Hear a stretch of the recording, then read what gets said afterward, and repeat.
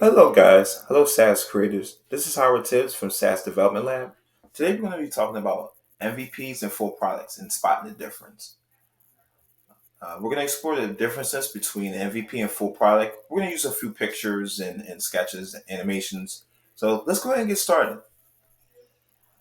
And we're going to talk about defining your MVPs and full products. So I'm sure you've heard of the concept of MVP or minimum viable product. It's like a prototype car. It's functional but basic. Now, a full product is like a car with all the bells and whistles, air conditioning, the sound system, safety features, and more. It's a complete experience. And when you get started with your MVP, it's just a fleshed out idea, and you want to test it out in the market.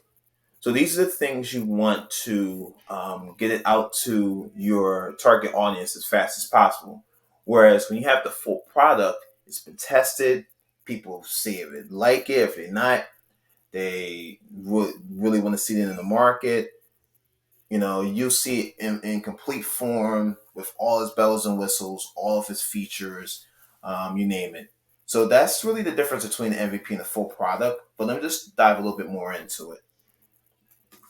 With the benefits of starting with an MVP, starting with an MVP is very important. And I'll tell you why. It allows us to test our concept, as I mentioned, get feedback, make improvements without taking too much time or resources. Think of it as a litmus test. If your MVP gains traction, you're on the right track. Otherwise, you save resources or you can tweak your idea. And there are lots of successful products that started with as an MVP, and it's definitely worth giving it a try. And I'll tell you honestly, some of your biggest apps out there, such as like Facebook and Dropbox, Airbnb, a lot of different of your popular apps out there that you have in your phone itself, started with an MVP, started with a concept, started with just the minimum functionality of it, just to get started, just to test it to the near market. So let's continue to go.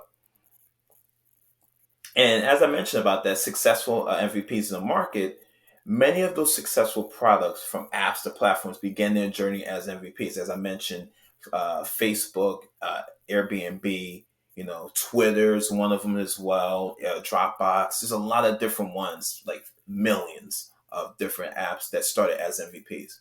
They evolved based on user feedback, market demand, and innovation. That's typically what you want to focus with when you're looking at these different apps and ideas. Is that that user feedback is crucial, because when you want to create your own product, when you want to create when you create your own products and get it out there for the market to see, the MVP is going to drive you to um, you know rapid testability.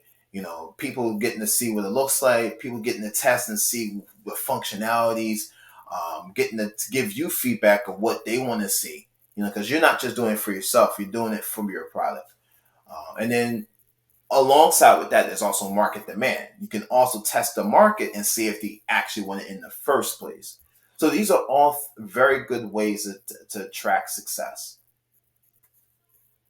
And then just putting it all together, I definitely encourage you to start your product ideas with an MVP, and test it out and use the insights you gain to improve upon it. If you'd like to learn more about SaaS and MVPs, definitely book a free SaaS assessment with me, and I'll explore how we can help you on your startup journey. Don't forget to leave comment and sorry, going a little bit fast here, guys. Don't forget to leave feedback in the comments below so we can talk a little bit more about that. But until next time, keep innovating.